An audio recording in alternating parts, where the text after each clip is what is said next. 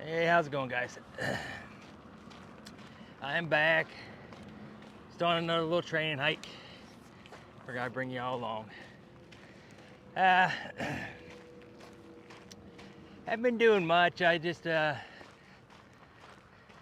some stuff with my wife yesterday. Went out and celebrated her birthday. But anywho, what I'm going to be talking about today, I don't know. That's how I'm feeling leading up to this, and knowing it's so close. So I'll get right back with you guys. Am I gonna work there much longer? No, I'm not gonna work there. I'm a driver, I'm a winner. Things are gonna change, I can feel it.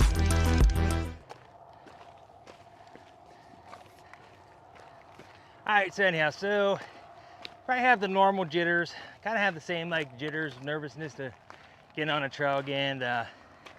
My worries are a little bit different this time. So my big concerns last time were really how I was going to, how my setup was going to be, because I hadn't got to test it.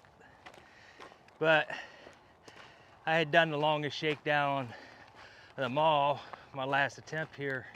So I did 600 or 800 and some miles, 60 some miles, 860 miles or so of the Appalachian Trail. So I'm not worried about it on my setup. I think I got the setup down. I think I'll be okay setting my tent up. I understand how to resupply, and this time I have some help. So, you know, so I was talking to my wife, and she's like, you worrying so much. And I was like, I just do. I'm a worry. So this time is really, am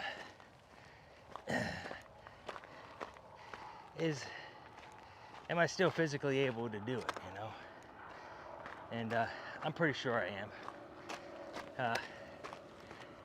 So them long hikes wear on your body.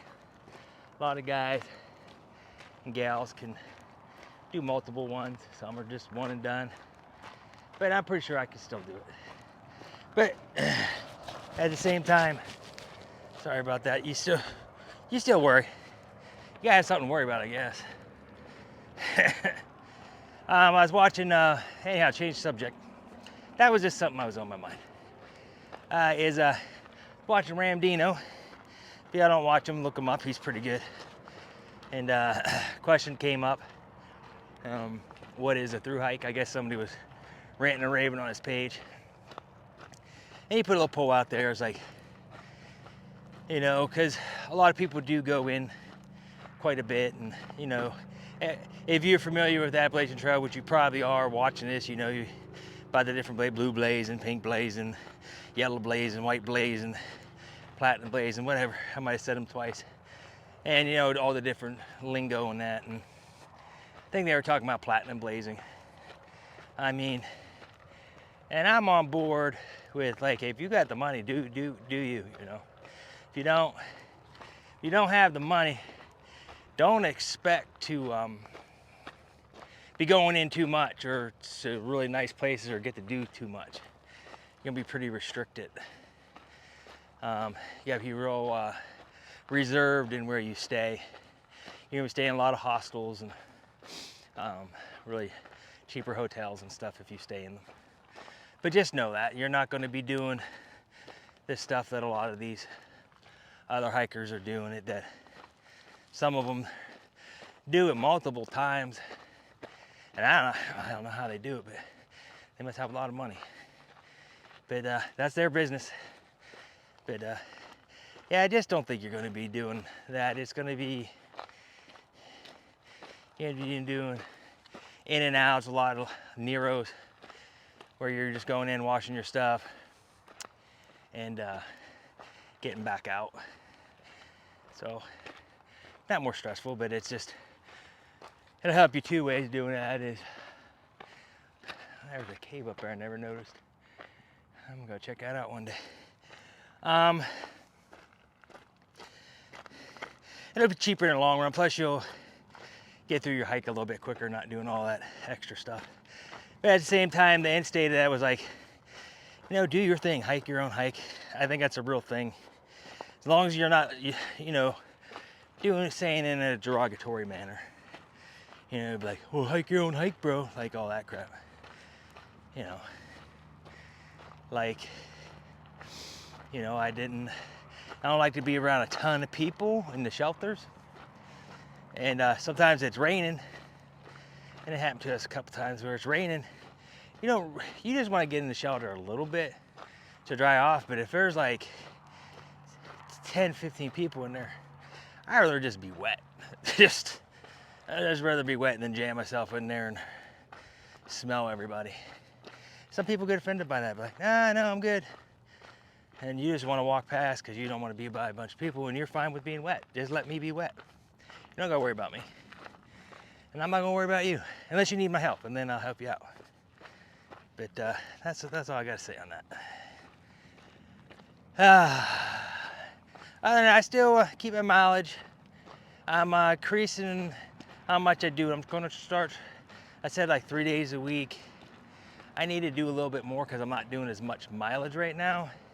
And the reason that is I'm waiting on my boots to come in.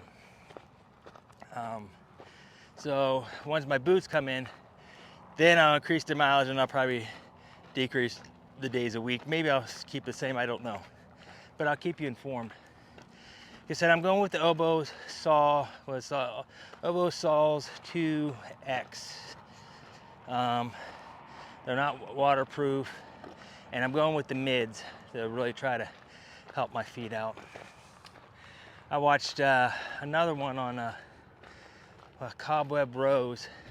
I never hiked with her, but I did meet her at Trail Magic once, her and her little posse. Good group. But yeah, I was watching her and she did a video on hard parts of the AT people don't talk about, and she hit some of them pretty spot on. Like, there's a lot of them that you never hear about in any of the videos, and there's some difficult spots. I mean, there's major drop-offs right after the knock and stuff.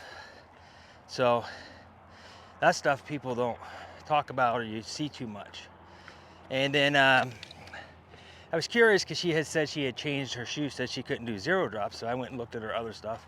Because I subscribe to help her out, but I don't, you know, it's not my, I don't really watch her much, but she did her shoes. Well, she had saved all her shoes through her whole hike. And she was wearing trail runners. And, you know, you do the math on that of how many trail runners you go through, because you're only getting 200-300 miles, maybe 5. Some people say they get 500 miles out of them. I don't know. But from what Holy Shit told me, and then off of her video, you're going through about 9 to 10 pairs. Now, if you do some math on that, it's anywhere from $1,400 to $1,600, depending on the shoe you get. And I'll just average down to $1,400. So to me, that's another reason to go to boots, because everything I've researched on the boots, Darwin has a lot of good stuff, and there's a couple other guys, but Darwin, a lot of people know him. He'll even tell you, you know, and Goob, if you don't know who Goob is, they get 500 or 600 miles out of a pair of boots that are comfortable to them. Now, you might only be able to wear trail runners comfortably, and that's fine. But if you're trying to save some money, maybe look into getting boots. So, because if you only got to change them out maybe 4 times, you're going to save money in the long run, you know, because they cost about as much as a trail runner, depending on your boot. So, I'm thinking it's the way to go. I'm not going to say 100%. I'll say cost-wise, and from what I read, I don't know yet. Once I get them, I will let you know. I'll give you an update whenever, and I'll let you know how many miles I got off them, how they did on my feet, or if I even make it to the trail with them. Might not be able to wear them. And then my wife had got a pair of them, and we were walking yesterday, And she said they're pretty good. She's like, they're stiff. And she didn't have to worry about the rocks stabbing into her feet. And she said they're real grippy, so that's good. And she has foot issues, like she's trying to figure out what's going on. We got her through probably 20 pairs of different shoes, inserts and everything else. So finally she's going to go get it looked at. She's super active. Like, she's a machine. And she might just overdid it or has an overuse injury or something. I don't know. But she's going to go see the doc and check out about that. But, you know, yeah, she works out pretty much, yeah, well, not pretty much, like every day. Every day she's a machine.